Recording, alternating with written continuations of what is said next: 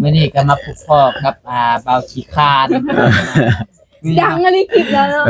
ขี้คร้านก็สิมานอน มื้อนี้มาหาเบาขี้คร้านน้องเบลกับน้องบัดไซเฮ็ดขึ้นไปนอนไปกับเมียเฮา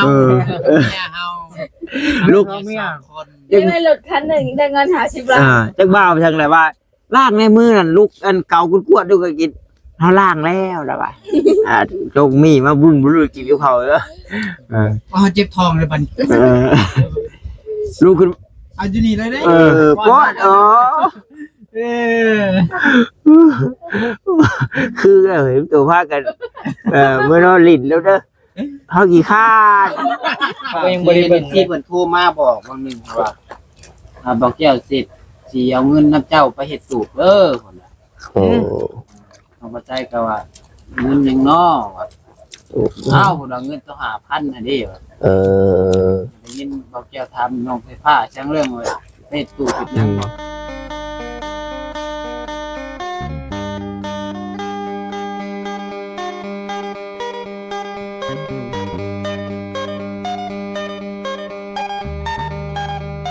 ว่าญาติกินแก้วบาดเนาะ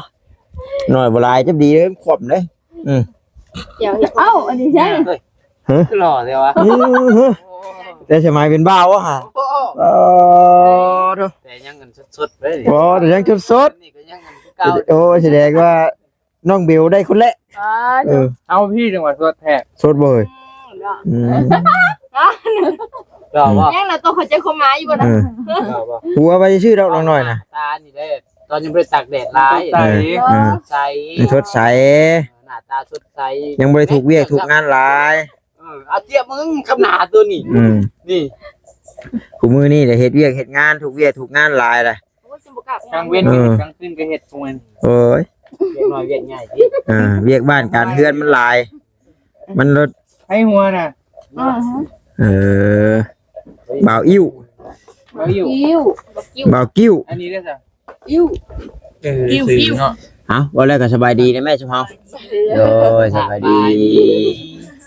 มื้อนี้ก็มาพบพ่อกับเบาขี้คร้าน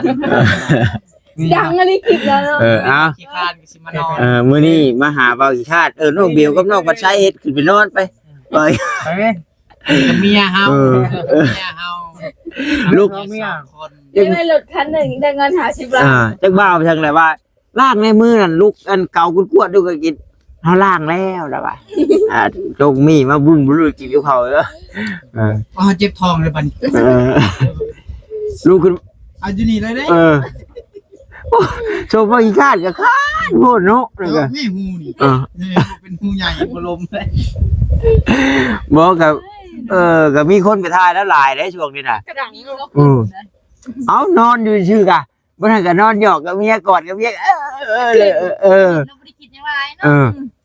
ะข้าวกับเมียแต่งมาให้กินเฮาเองขี้คร้านจนได้ดีเหรอน้อยตัวก็สิเป็นนั่นบ่ตัวกะบ่ได้แบบนอนมาปลุกเลยน้อยน้อยลูกมาถ่ายคลิปน้อยลูกสิน่ะมักเบิ่งเท่านั้นเนาะเดี๋ยวนี้ลูกมาเฮ็ดเวียกนะจังซี่ก็บ่ที่นะขี้คร้านมันก็เป็นเรื่องแปลกได้ขี้คร้านแต่นี่บ่ฮู้ว่าคอนเทนต์หรือว่าชีวิตจริงแต่ว่าแบบในมุมมองมันก็แบบพอได้ผ่อนคลายยังประมาณนี้เขาเบิ่งแต่มันบ่มีสาระดอกแต่มันก็เป็นเรื่องที่แบบมันในโลกนี้มันมีเรื่องแบบนี้เซยบ่แบบว่าประมาณนี้โดยที่แบบบ่ได้อยากเฮ็ดอยากหาอย่างที่นะแบบค่อยขอเพียงแต่ค่อยมีที่ชุกหัวนอนก็พอนะเดี๋ยวนี้นะว่าแบบ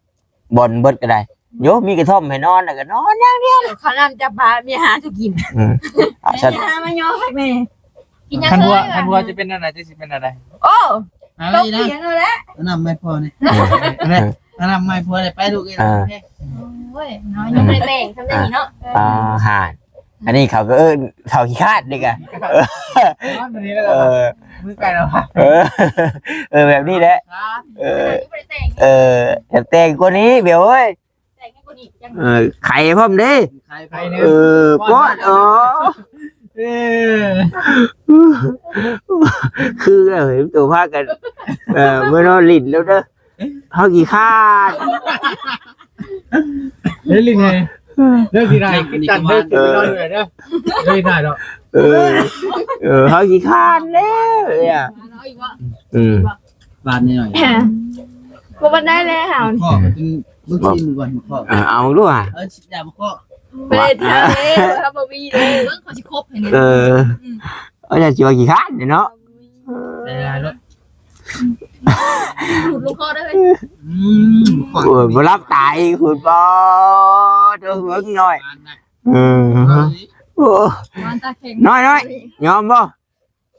ดูเอาในจุดีดิแต่เว้าบ่ได้แล้วหมอนิวบ่มาเนาะปอดน้องบี้เทนเท่านั้นแหละบ่ได้บ่ คนระเบียบ บ่ได้เด้คือว่าญาติกันตกขี้ตกมีพงอยู่ สังคม ว่าแล้วพี่น้องเอ้ยยังก็ค่อยเว้าค่อยจากันเด้อ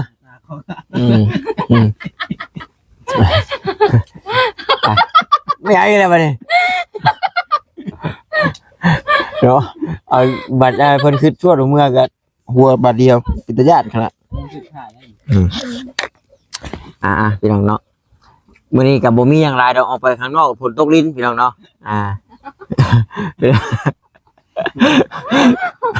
ด้วยตาเห็นรีบ่เนี่ยเอาก็มันย่อยแฉะอยู่เนาะออกมาซะน้อยนะ เริ่มลำนาแล้ว นาบะ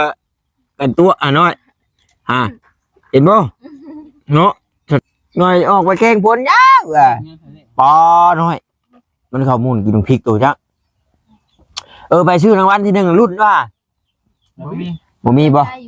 เอาสบายดีเด้อพี่น้องเด้อเอาชื่อในใจก็ได้แล้วบ่ได้จะเข้าเบิ่งด้วยชื่อในใจอยู่น้องน้อยจำชื่อเลขหยังจำตัวชื่อเลขหยังชื่อในใจเอาชื่อในใจ ชื่อในใจเบิ่งดูก็ชื่อในใจตัวมากเลขยังล่ะตัวมากเลขยังเลขเด็กคันค่าเลขพวกเขาเลขอันเด็กหมาเลขอันเด็กควายเลขควายน้องบี้เด้เอาบ่แมงกระเบื้อน้องเบลเด้มันกระเบื้อว่า3คนเลข5เลข5เอารุ่นเบิ่งให้ด้วยเลขหอยเอาเลขหอยบ่เลขหอยบ่หอยยังมีอะไรหอยนะมีหอยหอมหอยจูบหอยก้วงหอยโค้งหอยปังหอยชังมีหลายเนาะเห็นว่างูตายยันหอยเห็นอยู่แม่กระต่ายยันหอยครับน้องอะไรก็ขอกราบทักทายสบายดีเด้อพี่น้องเนาะบอยทางฝั่งลาวฝั่งไทยต่างประเทศนำเขาเสร็จแล้วน้องน้อยบาดโอ้ยเนาะโฟงูมีผิดแต่แรกแล้วหน่อยตายยันหอยมันกับบ่แพ้คือเก่าแหละของมันของอย่างเงี้ยเนาะของทุกสิ่งทุกอย่างมันก็ล้วนแล้วแต่เกิดจากหันเบิดมันก็ตายอย่างนั่นแหละเกิดแก่เจ็บตายเป็นเรื่องธรรมดาหัวเปรี้ยวเอาถึงแขวเด้คือพ่อเด้หมักแบบนี้เนาะที่หมักแบบนี้เนาะวะจะชุดเลยได้เบิ่งเว้าเรื่องหอยแล้วคือใจน้อยคนหอยใหญ่ลามเลยพี่น้องมาเบิ่งหามขู่นะหน่อยเพิ่นสิเข้าใจผิดนะหน่อย AI ชักกระเบิกเข้าใจผิดบ่แฮงเด้สี่ร้ายน่ะแดงแน่น่ะบ่ว่าดอกอันนี้เด้อพี่น้องเนาะที่เว้ากันนะหอยโขมหอยปากก้วงหอยขี้กระต่ายยาเลยในหัวนะเบิดแล้วบ่แม่ฉันเบิดเลยไปโลกาเด้เป็นหยังไปแม่เลยดับเลยแล้วไม่เหลืออีกโลกไว้มื้อเลยเอาไว้น้ำมันมีน้ำเมื่อทางนี้บ่เมื่อทางนี้ก็ได้กดจับผมได้เลยมันเบิ่งได้มั้ยอันเลขนะเบิ่งเอา4 โมงเลยออกได้4 โมงไทยบ่ยังโมงมันออก4ดิบ่4 โมงยัง4 โมง1 นาทีของมีบ่มันมียังแถวเห็นายามกระปูยังก็มีบ่ใส่ขึ้นมาไปหาแล้วบ่มีบ่แพ้ยาฉีดหญ้าบ่เลยนี่ไปหาหอยได้เดี๋ยว2-3หน่วยเพิ่นไป2คนได้2หน่วยบ่อยู่พูดดิเนาะพูดหลายบ่มาจีน้อยๆป๊าดบ่ได้2หน่วยได้4หน่วยใหญ่นี่เนาะหอยเนาะใหญ่คือคนเด้อันนี้ก็ซาเบลตัวใหญ่เฮาอันนี้ก็ตัวหอยย่อยหัดเตี้ยดิเฮ้ยมันขึ้นอยู่กับขนาดบ่นี่ว่าเราเฮ้ยเอานี่ได้จิได้ชุดน้อยกับพวกจริง ไม่หน่อย อ้อยแต่ว่าหูมันนี่พูด ว้าว เออน้อยผู้ใหญ่มันก็ลมกระโตมันนั่นแหละมันก็ เรื่องน้อยเด้อ เมืองมันเด้ชุกแล้วบ่น่ะ ชุบเลย ว้านั่นดีได้ก็ชุกเลยนะก็ฝนตกลินของกินก็มาเพิ่นว่า กันพ้นบ่มาเด้ โอ้ยแห้งเด้ ของกินก็บ่มีของกินก็บ่มี หักหนา น้อยใส่หัวคักใช่ไหมหัวคักบ่แน่บ่ได้มีหยังหัวดิฉันมาจ้างให้หัวเลยสิหัวบ่น้อย หัวแล้ว หัวบ่ หัวกันเนี่ยเป็นแต่หัว อ้าวเฮ็ดบ่ได้แต่หัวน่ะฮู้อยู่เว้าให้ตัวหัวน่ะมีเรื่องเดียวแหละเรื่องไงเนี่ย นี่น้อยค่ะ จะเว้าเลยหัวแล้ว มินเด้ นิ้วน้อยเว้าเองตัวเด้อคือนี่ยังบ่ได้เว้าครับ เมนหยังเรามาเมนหยัง ตัวนั่งไปจ้ะบ่ฮู้ บ่มันเป็นหอยเนานี่นะ บ่ น้อยให้เน่า หน่อย โอ้โห เน่ามา บ่แจ๊ดอยู่หั่นเนาะนี่ดอกหากละ9นาทีนึงสวย ยังอีกอัน18 นี่18แล้วเฮ็ดจะบืดก็บืดสู้ๆไปนำกัน ผมยัง18บ่ยัง11บ่ เฮ็ดยังไปแข่งผ้าแข่งฝนก็เฮ็ดแล้วเฮ็ดได้ใช่ อาบน้ำพ่นปะ มันสิพออาบเนี่ยฝน น้ำฝนไป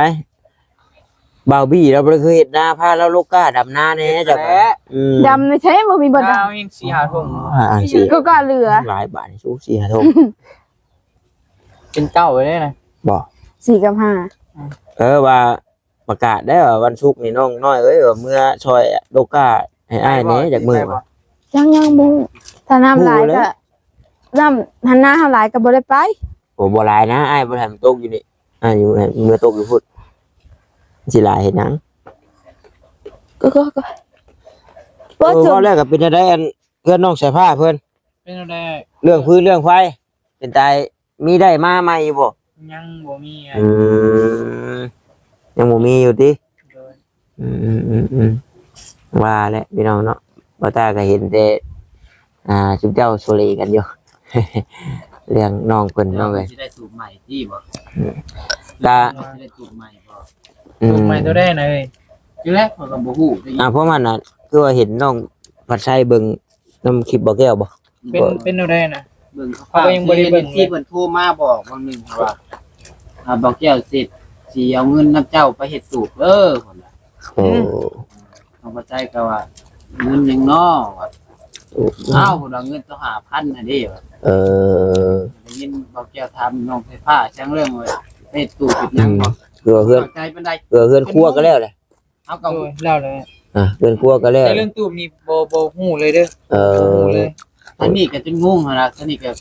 บ่ฮู้เรื่องนำ ได้ยินนั่นซีแล้วคนถามมาโทรมาถามว่าแก้วสิมาเอาเงินไปเฮ็ดสูบนำว่ะ สูบมันเด้ว่ะ เนาะคือว่าแล้วก็ว่าตาให้คักบ่ได้ขึ้นไปแต่โดนแล้วก็เลยบ่ได้ฮู้อิหยังพอมากมายดอกมีแต่ว่าแล้วแต่ผู้ใหญ่เพิ่นช่วยตัวใดก็แล้วแต่เพิ่นแล้วเนาะในการทำบุญเลย แต่ว่าหัวถ้าเว้าเรื่องเฮ็ดตู้เฮ็ดหยังนี่โอ้คือว่าเฮือนน้องเพิ่นหลังเพิ่นใหญ่แล้วสิ บ่สวยเลย คันว่าเพิ่นสิอัน หรือว่าเฮ็ดไว้เครื่องบ่ ก็บ่ฮู้ หรือว่าเฮ็ดไว้เครื่องเฮ็ดไว้เข้าวไว้หยังที่บ่ ว่าเพิ่นสิเอาอันไปเฮ็ดก็ได้มาเอาเงินนำน้องมาใช้คันเพิ่นสิเฮ็ดนะเอาพี่ก็ นี่ ก็มาเอารถกับเงินน้องไฟฟ้าเพิ่นนำน้องมาใช้ก็มียังเหลืออยู่ตอนนี้เงินบาท5,000 บาท แล้วก็แลกเป็นเงินกีบแล้ว 2,800 บาทแล้วก็ซื้อเครื่องแม่นน้องนะเพิ่นแน่ว่าไงก็มีเงินกีบอยู่ล้านปลายแล้วก็มีบาท5,000ประมาณนั้นถ้าเราสิมาเอาก็มาเอาได้เราเพิ่นสิเฮ็ดนะตัวใช่ปะ หรือว่าเพิ่นมีแผนหรือว่าโอ้เฮ็ดไว้เครื่องเฮ็ดไว้เข้าวเฮ็ดไว้หยังสิบ่ ก็เพิ่นเฮ็ดร้านขายเครื่องบ่ จังว่ามัน คันเราเฮ็ดร้านขายเครื่องนี่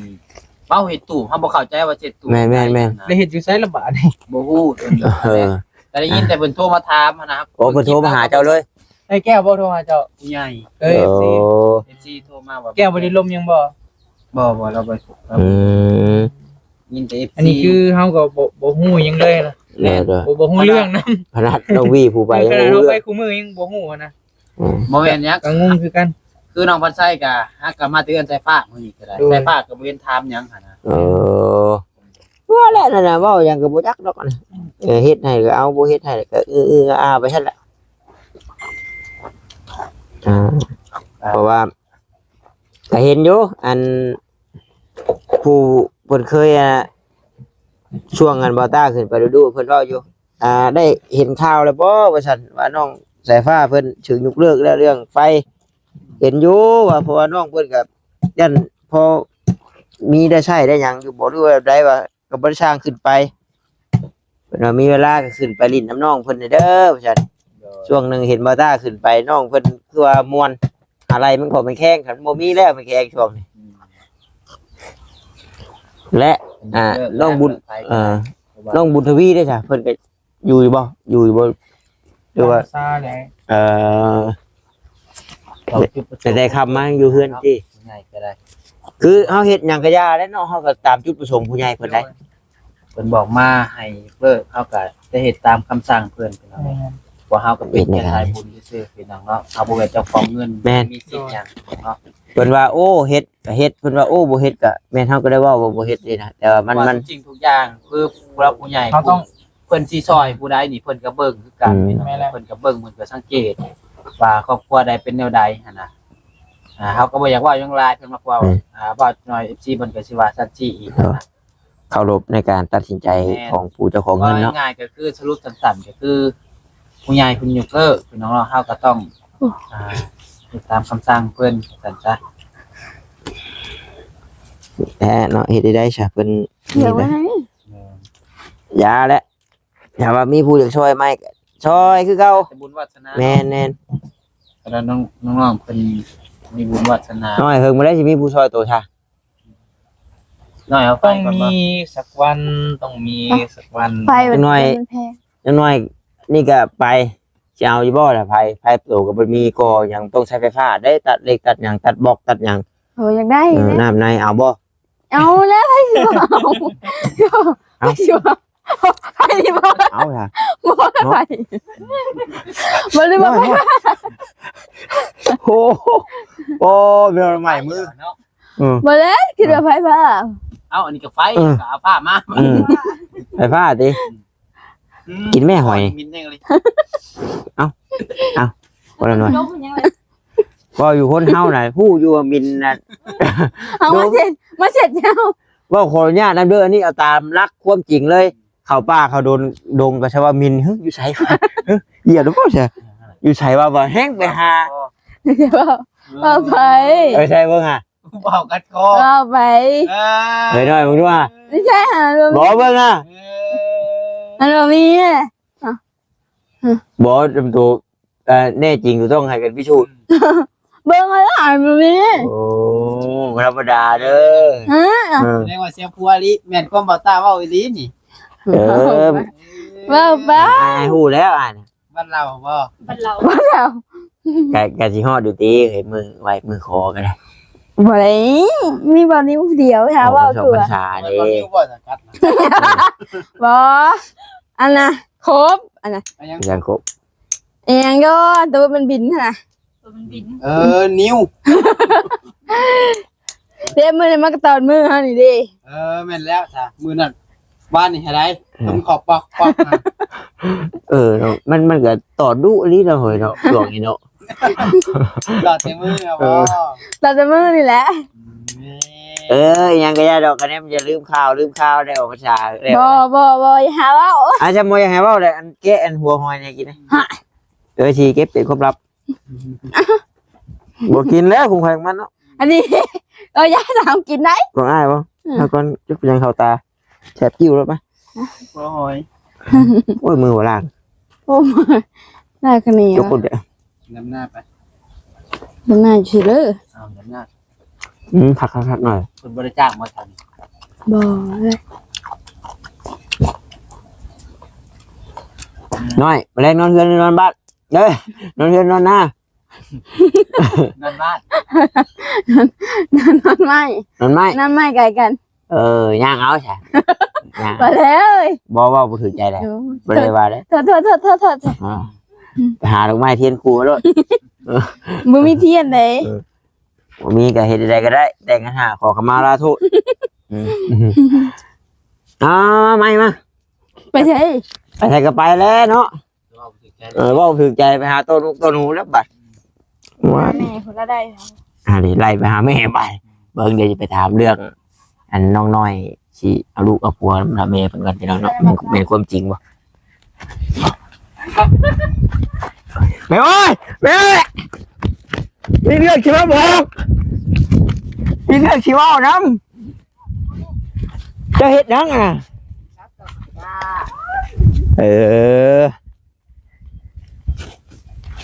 คือจักไว้แต่หัวที่แท้โอ้ยเอาปากเหียนเลย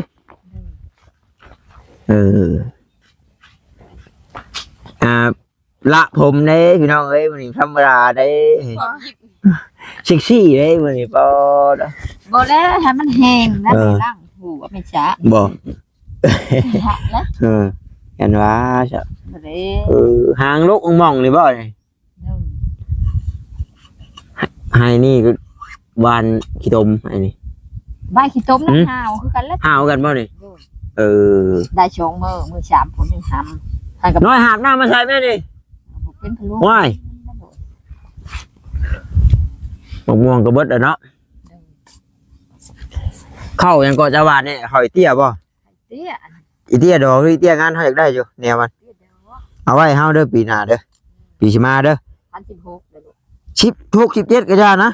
หมากมันแล้วเฮาสิมาเบิ่งเองดอก แม่ค้ามาใส่ปีลองมาที่ก่อน ปีแรกบ่นี่เพราะว่าบ่าวตาบ่มักเข้าโยงเวลามันเป็นหมากมันล่มพี่น้องเนาะมันล่มแล้วตัดยากถ้ามันงามถ้ามันหยังเป็นพั่วเป็นหยังงามเฮาสิจงให้จงไว้ก็บ่เอาชื่อดอกก็เอาเข้าแรกเข้าแหละโอเคเบิดเท่านั้นแล้วเวียกสิถามก็ได้เพราะว่ามาถามเมืองแนวพันธุ์เข้าแนวพันธุ์กะพี่น้องเนาะ